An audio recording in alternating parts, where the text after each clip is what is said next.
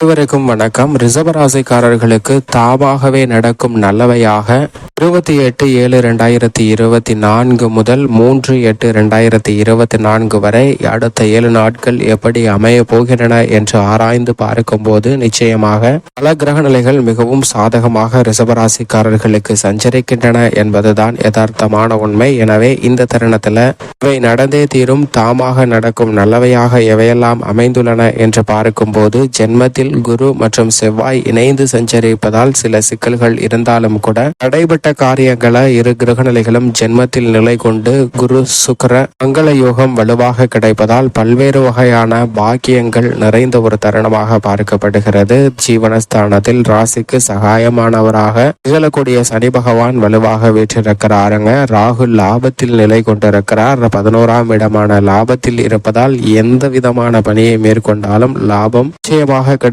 பல்வேறு வகையான சிக்கல்களை தாமாகவே விலகி நன்மையை கொண்டு வந்து சேர்க்கிறாருங்க. இந்த தருணத்தில் ராகு மோட்சக்காரகரான கேது பூர்வ புண்ணியஸ்தானத்தில் வலுவாக இருப்பதால் புனித பயணங்களை மேற்கொள்வதற்கான யோகமும் ஆன்மீக சுற்றுலாக்களை சிறப்பாக பெறுவதற்கான வாய்ப்பும் நிறைந்து கிடைக்கிறது. தைரியஸ்தானத்தை ராசியின் அதிபதியான புதன் மற்றும் சுக்கிரன் சூரியன் என 3 கிரகநிலைகள் வலுப்படுத்துகின்றன. சூரியன் 3இல் இருப்பதால் முன்னேற்றத்திற்கு தடைபடக்கூடிய காரியங்கள் அனைத்தும் தவிடுபடியாகிறது.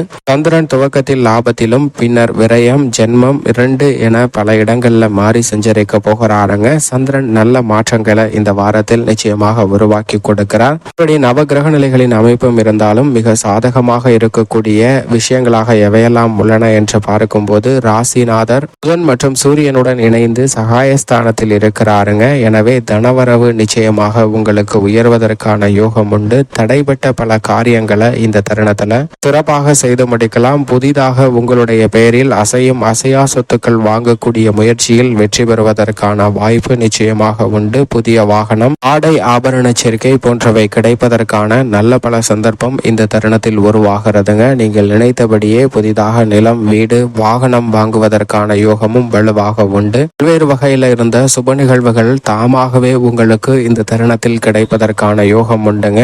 நீங்கள் எதிர்பார்த்து காத்து கொண்டிருக்கக்கூடிய பல நன்மை நிறைந்த விஷயங்களை சிறப்பாக பெறலாம். அதிலும் குறிப்பாக தொழில் ரீதியாக சனி பகவான் வக்ரம் பெற்றிருந்தாலும் சிறப்பான முறையில் வளர்ச்சி உண்டு.